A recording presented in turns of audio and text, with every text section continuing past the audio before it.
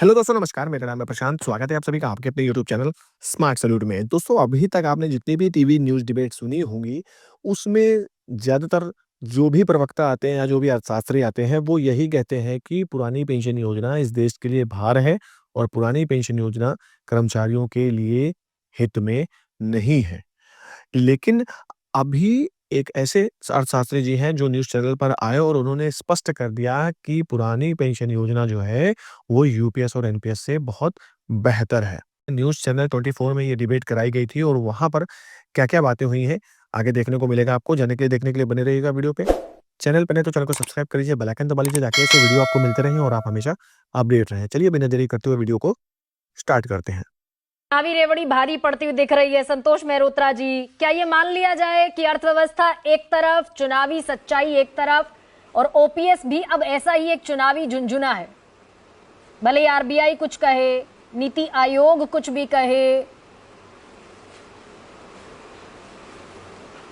गरिमा जी नमस्कार, आपके पैनलिस्ट को भी नमस्कार। मैं पहली बात तो ये बात साफ कर दूं कि मैं जवाहरलाल नेहरू विश्वविद्यालय में नहीं हूं, मैं प्रधानमंत्री म्यूज़ियम और लाइब्रेरी में प्रोफेसोरल फेलो हूँ। खैर मैं पेंशन की बात पे आता हूँ। ये बात साफ कर देना बहुत आवश्यक है कि हमारे देश का श्रम बल जो है लगभग 55 करोड़ है, उसमें से केवल 10% लोगों के पास पेंशन है और 90% लोगों के पास पेंशन नहीं है।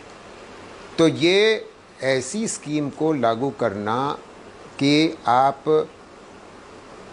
कंट्रीब्यूट नहीं कर रहे थे जब आप सरकार में काम कर रहे थे, मगर अब सरकार टैक्स पेयर मनी से आपकी पेंशन देती है, ये कोई तरीका नहीं रहा किसी भी देश में एक पेंशन स्कीम को फंड करने का। तो ओपीएस की डिज़ाइन ही गलत थी, एनपीएस की डिज़ाइन सही है और एनपीएस में पूर्ण कंट्रीब्यूशन सरकार और इंडिविजुअल की ओर से आता है।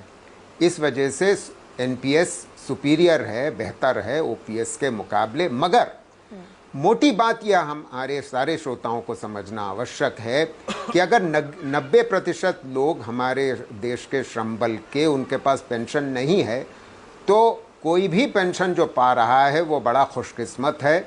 और अगर ओपीएस को हम टैक्स पेयर मनी का इस्तेमाल करके लागू करेंगे, चालू करेंगे, जो पुरानी गलती थी वो दोहरा रहे होंगे। तो ये कोई बड़ी राज्य के लिए खुशकिस्मती की बात नहीं है। मगर सबसे बड़ी बात यह है कि सारे लोगों के पास पेंशन होनी चाहिए।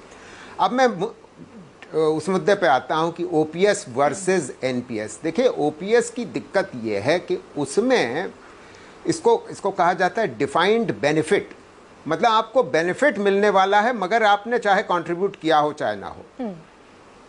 बाय कॉन्ट्रास्ट एनपीएस एक डिफाइंड कंट्रीब्यूशन के आधार पे है। डिफाइंड कंट्रीब्यूशन यानी कि आप पे करोगे तब आपको पेंशन मिलेगी, नहीं पे करोगे तो पेंशन नहीं मिलेगी।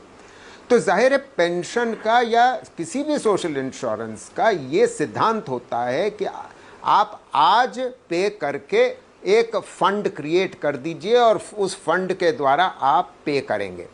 तो वो तो ओपीएस में मूलतः है नहीं।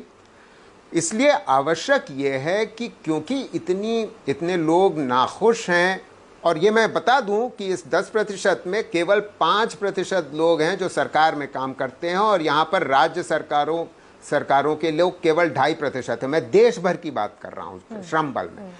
तो इसमें ज़रूरी यह है कि एक एनपीएस और ओपीएस के दोनों स्कीमों का मिश्रण करके एक डिज़ाइन करना चाहिए आज की तारीख में, जिसमें ये जो राजनीतिक फ़ायदे के लिए होता जाता है ये होना बंद हो।